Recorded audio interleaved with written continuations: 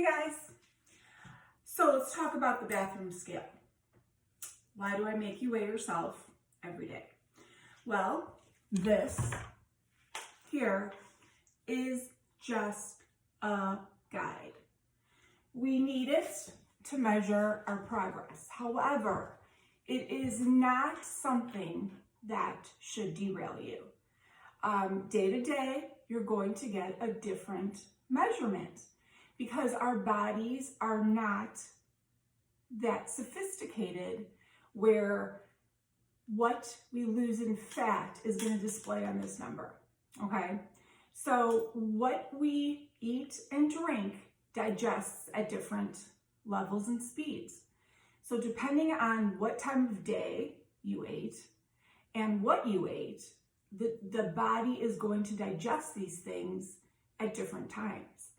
So when you weigh yourself in the morning, you might see a number that will display what you weigh with your fat included and your muscle fibers included, including what you have in your digestive system still that has not been digested. So you cannot let that derail you. The leading cause for people quitting on diets is the scale. So I want to give you some tips here.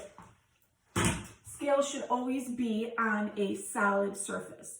If you put your scale on a rug, you're going to get an inaccurate amount, okay? Those of you that don't have a brand new scale, I say do the scale test, and that is get on the scale, see what the number is, get off the scale. You should do this 3 or 4 times and get the same amount. If you don't get the same amount, then that means your scale is not accurate, and that's going to trip you up, okay? Another piece of advice is this. If you get up in the morning and you brush your teeth and you decide you're going to drink a bunch of water. Now, I just weighed myself.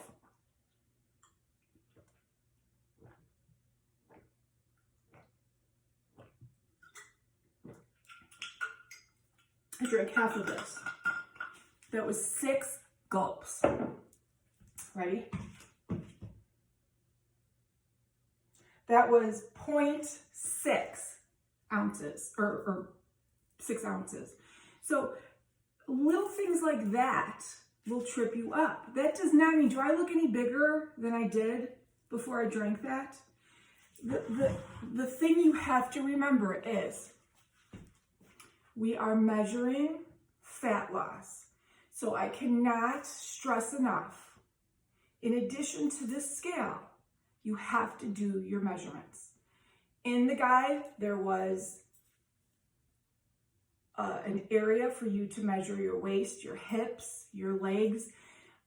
I do not know why. So many people never do those measurements to start, and those are the most important because they will show your greatest loss. This here is going to show a loss, but it's going to be very, very, very, very bumpy. Just myself last week, I had one day where I weighed 3 pounds more Wednesday morning than I did Tuesday.